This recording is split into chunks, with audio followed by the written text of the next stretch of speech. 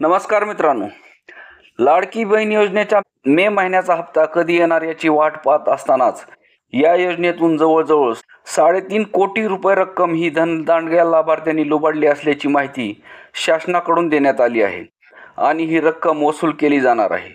मे महिना संपून गेला तरी लाडकी बहीण योजनेचा हप्ता आलेला नाही. 28 मे रोजी शासनाकडून 2 GR काढून त्यात 335 कोटी 70 लाख रुपये आदिवासी घटकासाठी तर सर्वसाधारण गटासाठी 2,984 कोटी रुपयाची तरतूद करण्याचा GR 2 काढलेले आहेत.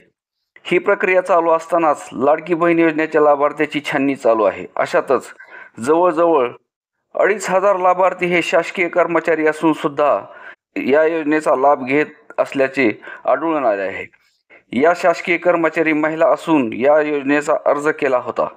खरे तर त्यांच्यावर मोठी कारवाई झाली पाहिजे, पण शासनाने फक्त पैसे परत घेण्याचा निर्णय घेऊन त्यांना क्लीन चिट दिल्याचे दिसते.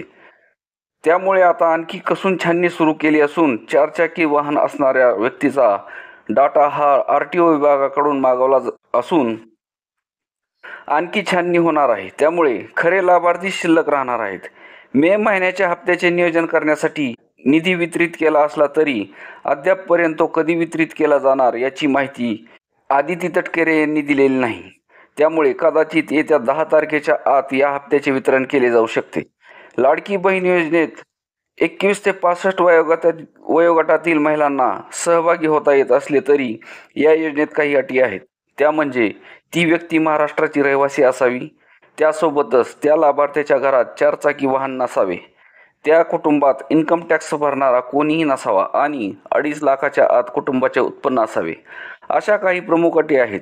आणि ज्या महिला PM किसान आणि नमो शेतकरी योजनेचा लाभ घेत आहेत अशा लाभार्थी महिलांसाठी फक्त महिन्याला 500 रुपयेच मिळणार आहेत. अशी एक नवीन अट चालू केलेली आहे. या अटीमध्ये ज्या महिला बसतात त्यांनाच या योजनेचे पैसे महिना 1500 रुपये किंवा 500 रुपये मिळणार आहेत. या योजनेचे पैसे कधीही मिळू शकतात. कदाचित हा व्हिडिओ पाहत असताना सुद्धा तुमच्या खात्यावर येऊ शकतात. या योजनेचा निधी मंजूर झाल्यामुळे शासनाकडून तो कधीही वितरित केला जाऊ शकतो किंवा तारीख पुढेही ढकलली जाऊ शकते. त्यामुळे फक्त वाट पाहणेच या लाभार्थ्याच्या हातात आहे. धन्यवाद.